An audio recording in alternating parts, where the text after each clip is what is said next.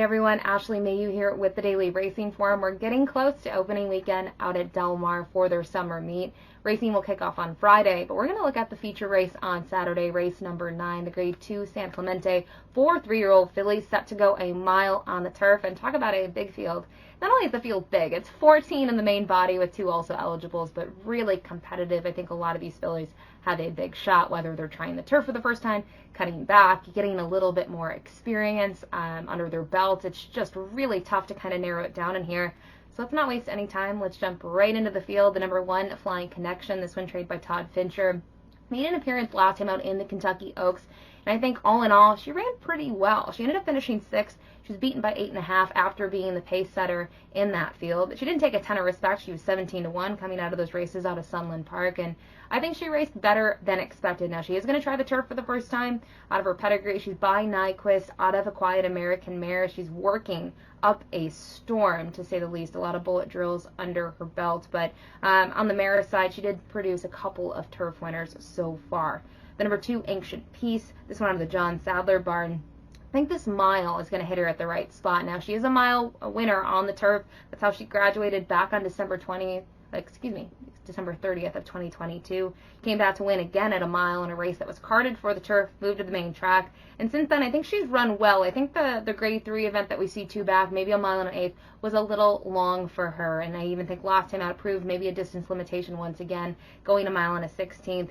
She did tire in there. She set, fractions that were maybe a little bit on the swifter side early on, and ended up finishing 2nd, beaten by a length and 3/4. So I like her getting back on the grass and returning to a mile distance. Now, starting with the number 3 on the set, this is where I think things start to get really good. I'm really intrigued by this 3-year-old filly. She made her first stateside sort of start back in late May, and before that, she was out in Great Britain, and just to see the way she was able to carve out a trip from dead last, had traffic, had a ton of issues throughout, and to see her get the job done with Flavien Prat aboard. We're just looking at this replay now, and wow. I mean, this is very, very impressive to see this. It was a big field, as I mentioned. She had to navigate her way through a couple of tricky situations and still gets up in time to win by 3/4. So with fillies like this, I wonder, okay, with a clean trip, how good is she? I mean, is she, that's a great performance, but is she even better than great? So excited to see her make another start. And fortunately, Flavien is not aboard, but gets a very capable rider with Umberto Rispoli.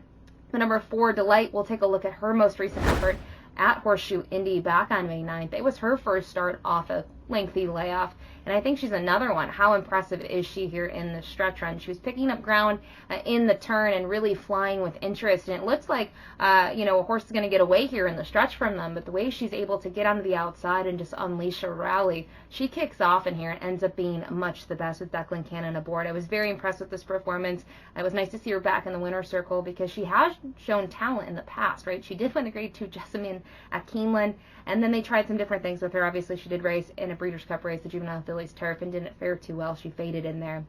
And I like that they gave her time off and was able to see her really step up in her first start now as a 3-year-old. So I think she can certainly take another step forward in the San Clemente. The number 5, And Tell Me No Lies.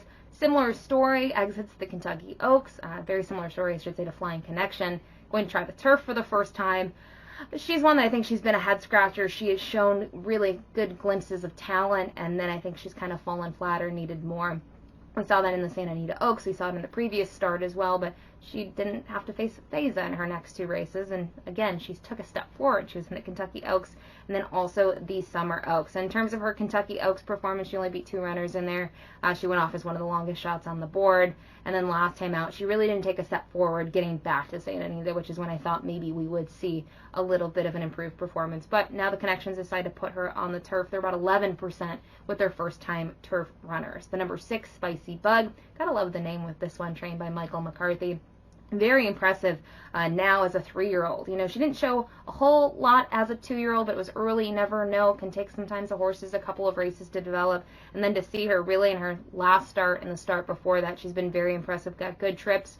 2 starts back, was just off the pace setter, made a late run, was able to be much the best to graduate, and then more recently was even further back, split that field mid-pack early on. And I thought raced very well. The fractions, though, were a bit quicker, which certainly helped her case coming from off of it. Now she's going to have to stretch out from 3/4 to a mile.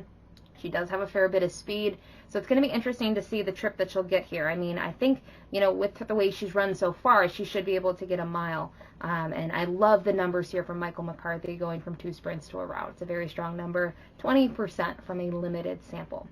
Number 7, Infinite Diamond. This one trained by Patrick Biancone for Diamond 100 Racing in Mattakit Stables. Was 6th last time out in the Grade 2 Gulfstream Park Oaks, and kind of look at the horses that come out of that: Affirmative Lady, Sacred Wish, and Flakes. In terms of her performance, I didn't love the performance. She did have to chase early on and then faded 2 starts back, though. She did finish 4th in the Devona Dale. Dorth Vader won that. We know how good she's actually proved herself to be since that effort. It's interesting to see her ship out, and then also going to make her first turf start, but we'll see. She's been training very well. She's been off on the bench for quite some time now, since April 1st. But man, talk about bullet drills at Palm Meadows. And Patrick Biancone, in terms of first turf, it's not something he does too often. You can see it kind of makes his decision maybe a little bit earlier with these horses, but he's 12%, so 1 for 8 in recent times. The number 8, Paris Secret. This is the Irish filly by Zoffany. Is going to get blinkers on for the first time in her career. And looking at her, she was 4th, in her first start in California. Then in that Grade 3 event, second time out, I thought she was really impressive. She finished in front of Broadway Girls. But we'll take a look at her most recent performance in the Grade 3 Honeymoon, going a mile and an eighth at Santa Anita. And she was kind of shuffled back in there. She's pretty far off of it when they were turning for home here. She's got a lot of work to do in the stretch.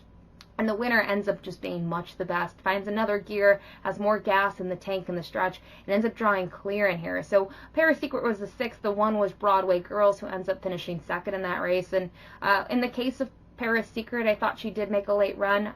It just didn't really trip out for her there in terms of the pace that was set early on. It was a tad slower than we saw in her previous effort. So I'm hoping with the cutback to a mile that the pace is a little stronger for her, and she'll be able to kind of unleash her late run and pick up the pieces late. And maybe the blinkers also will put her more into the race early on, which could certainly help her chances as well.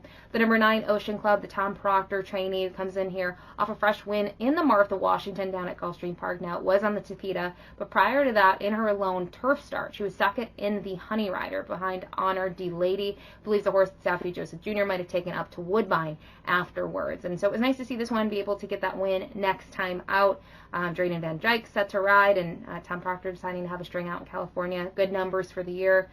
With the runs on the turf and synthetic, no concerns about the surface, but I do think she'll need to take a step forward. And knowing that she's been forwardly placed in her last couple, I think there's going to be some company on the front end. I could see her maybe getting a nice trip, though, just off of it if she's kind of forced to, if the speed's a little bit quicker than she is. The number 10, Olivia Twist.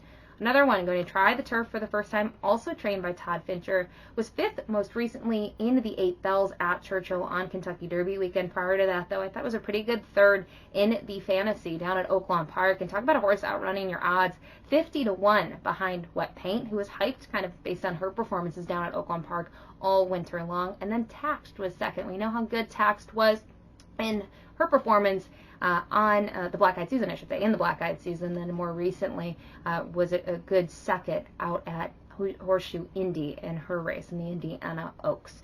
This one, though, I think looking at the surface change, I have some reservations about Olivia Twist in general. The number 11, Wed. This one is a French-bred filly, also trained by Leonard Powell. So he's going to send out 2 in here, making her first stateside start. She does have a bullet drill, though, coming into this. And go down the page. She's a Group 2 winner in France back in August of 2022. Little lackluster in her effort since then, but she was in a Group 1. It's going to be interesting to see how she adjusts. It's always hard to say with these first-time North America runners how they're going to do. Her stablemate Anise Set, at least we know what we got because we were able to see that start last time out. So for me, maybe a wait-and-see approach with the number 11. The number 12, Comanche Country, this one trained by Phil D'Amato, going to get blinkers on. I think this is the right move. She was so good last year as a 2-year-old filly, able to rattle off 3 consecutive wins, one of which was in the Surfer Girl, and then next time out, she didn't fare too well in the juvenile fillies turf. I think all in all, though, she ran okay. She split that field of 14, but hasn't been the same now as the 3-year-old, and she's been so far back in all of her runs that she needs to get a better position early on. So for her, I do think the the equipment change is something to take note of. I think she could step up. The barn has about average numbers kind of with first-time blinkers, 12%. Ramon Vasquez, new rider, you can see Humberto Rispoli does go to a knee set in here. So with the equipment change, I think it should help her chances, but I just have some reservations and maybe going to take a wait-and-see approach to see if that is what kind of gets her back to her form from last year. The number 13, Fast and Shiny, trained by Bob Baffert. Fourth last time out, going a mile and an eighth. Maybe has a couple of distance limitations prior to that. Had a really nice win in the Angel Flight, going 6.5 on the downhill at Santa Anita. Then in her next start, went off as the favorite in that grade 3 event and just tired. And I understand why. They went very quick. They certainly went quicker than they did when she was able to win at the Angel Flight. And by having that kind of chasing and pressure early on in that race, I think she was kind of cooked in the stretch and didn't have much left to offer. So she ended up finishing 5th, beaten by 2 lengths. She does have a couple of races at a mile. I think they were okay. I wonder with her, though, maybe going from 6.5 to a mile and eighth and now cutting back to a mile will help her chances, but I think she's still going to need to show more. And then finally, to the end of the main body of the field, the number 14, the Wild Grazer. This one trained by Jeff Mullins. Third last out in the grade 3, Senorita, going to 6.5. She's won that when she started kind of her career in the U.S. You see the 5.5 furlong event, the 6.5 furlong event. To me, her running style made you think, oh, maybe she can get the mile. And she looked very good in the Lady Shamrock, but she did not look good in the China Doll. And she just had all sorts of problems. I just don't think it was her race day in terms of where her kind of head was at in that race. And then last time out, she did improve. Curious to see her, though, get another crack at the mile distance. I still think it's something that she can do. We'll see how she is, though, off this freshening. Not the best of stats for the barn off this sort of length of a layoff. And then towards the outside, very quickly, Broadway Girls, Justique. Horses that, if you look at Broadway Girls, does have some turf experience. Justique does not, trained by John Sheriffs, and they'll be hoping for some scratches to get into this race. But what a race. Huge, huge field. Had a really tough time kind of coming up with a top pick, but I ended up going with the number 4, Delight. I think looking at her versatility, that was very attractive to me, knowing that last year when she won the Jessamine, she was forwardly placed, was able to drop clear, but then to see that new dimension in her first start of 2023 where she closed from off of it, I was very impressed with that. So I have some high expectations for her. Hopefully she can kind of run a similar performance to last time out. The number 3, Anisette. To me, seeing what she showed on debut in terms of a California debut, I was just very impressed by that replay that we showed, that stretch run. If you watch the whole replay, I think that even makes a stronger case for how impressive and maybe how talented she could be, because she was dead last early on and had a ton of problems. So very excited to see her in her second start in California. And then from here, I thought it was wide open. The number 8, Paris Secret, willing to give her a couple of excuses for last time out. I do like the equipment change, but I do think she could be a bigger factor than she showed in the grade 3 Honeymoon. And then finally, the number 6, Spicy Bug. Spicy Bug coming out of those 6 furlong events. Curious to see this one go to a mile. I think she should be able to get the distance. And I think in terms of trip, I think she could get a good trip in here. And I'm hoping come post time, maybe she'll offer a little bit of value underneath. But ultimately, I'm going to go with the number 4, Delight, as my top pick in this year's edition of the grade 2 San Clemente. Best of luck.